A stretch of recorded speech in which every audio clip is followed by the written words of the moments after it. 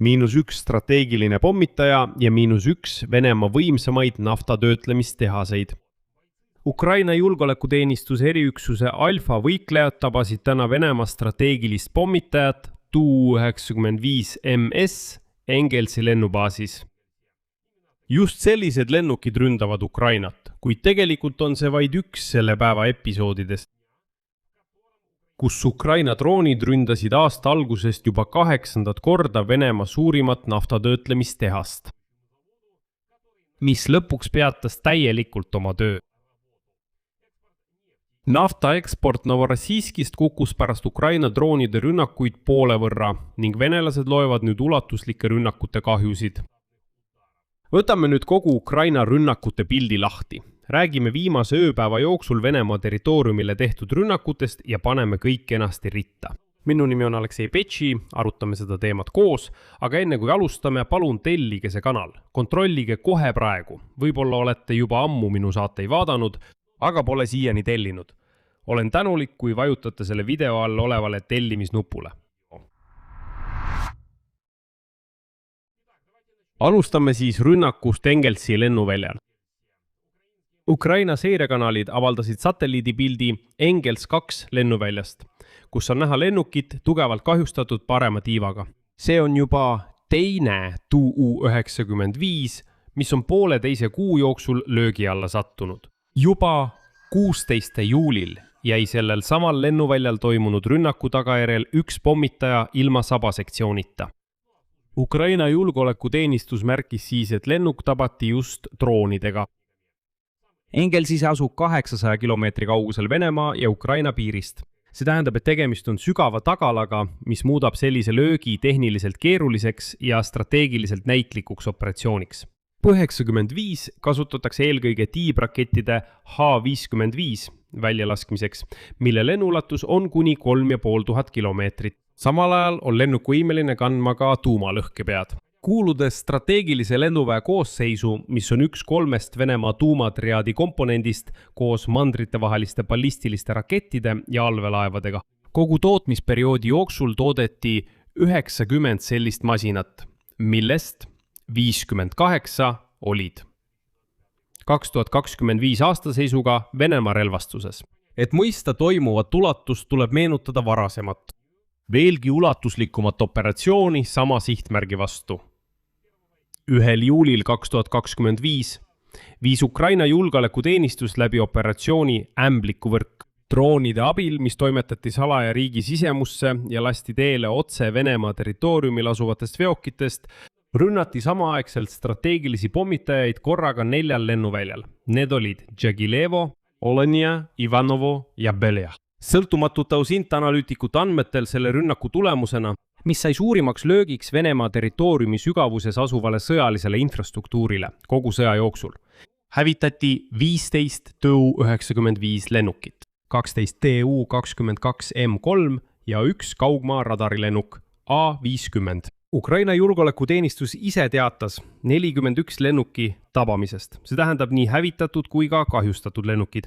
Või siis tol hetkel moodustas see 34% kõigist Venemaa strateegilistest tiibrakettide kandjatest. See on täiesti putsis. Lendab. Lendas minema. 2.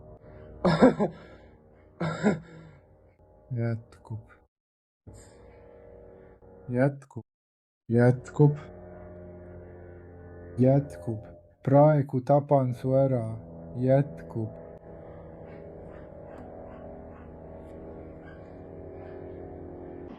Ma ei tulista seda alla. Ta on otse.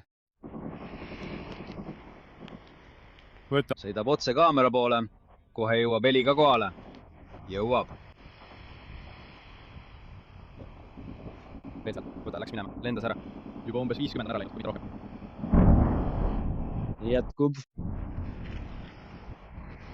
Jätkub. No kurat, jälle istume ilma bensiinita, see on täiesti putsis. Kuid Ukraina relvajõud ründavad mitte ainult vaenlase lennuväge, vaid jätavad aga ilma võimaluseta selle sõja jaoks raha teenida. Reutersi andmetel langes nafta eksport Musta mere Novorossijski sadamast augustis enam kui poole võrra võrreldes juuliga. Vähem kui 350 000 barrelit päevas, võrreldes umbes 800 000 barreliga eelmisel kuul. Vene naftat eksporditakse sadama võtmeterminali Šašaris kaudu. Markid Urals ja Siberian Light ning samuti Kasahstani nafta Kepko. See oli Ukraina droonirünnakute tulemus sadamataristule. Kiiev andis kohe mõista, et lubab Novorossijskist müüa ainult Kasahstani naftat, aga Vene nafta jäägu Venemaale. Praegu püüavad venelased sellest olukorrast maksimumi võtta. Venemaa suunas osa Kasahstani transiitnaftast ümber Balti sadamast. See on Ust-Luga tagasi Novorossijskisse. Ehk siis nad muutsid seal logistikat, püüdsid kuidagi ümber suunata. Ja nüüd suunati see tagasi just Musta mere piirkonnas suurenenud riskide tõttu Vene toorainet vedavatele tankeritele ja pidevate sadama infrastruktuuri töökatkestuste tõttu, mis on tingitud droonirünnakutest. Venelaste plaan on lihtne, suurendada just Kasahstani nafta eksporti Novorossijski kaudu üle Musta mere, et proovida katta oma naftat Kasahstani omaga. Vene nafta tarned lootuses, et Ukraina ei suuda jälgida, millisest tankerist on kelle nafta, kuid ka see manööver ei taga turvalisust. Varem on Ukraina droonid juba rünnanud just Kasahstani päritolu naftasaadetisi, mis laaditakse Kaspia torujuhtme konsortsiumi terminali kaudu Južnaja Azerievka piirkonnas. See on sõna otseses mõttes kohe Šašarise kõrval. Üks kauplejatest andis väga otsekohese prognoosi ja ütles, et tsitaat, me ei oota olukorra paranemist järgmisel kuul, seega näeme tõenäoliselt Novorossijskis veelgi rohkem Kasahstani naftat ja vähem Venemaa oma. Ja kolmas suund on Venemaa naftatöötlemise süstemaatiline ja metoodiline purustamine, mis seekord tabas korraga 2 Venemaa suurimat ettevõtet. 28. augusti öösel ründasid droonid Slamneft Janost Jaroslavlis. See on tehas, mis suudab töödelda kuni 15 miljonit tonni naftat aastas ning toodab Euro 5 standardile vastavat bensiini ja diislikütust. Ja mis oluline, aviatsiooni, petrooliumi, samuti laia valikut õlisid, bituume, vedelgaasi ja kütteõli. See on juba 8. löök sellele konkreetsele tehasele alates selle aasta algusest.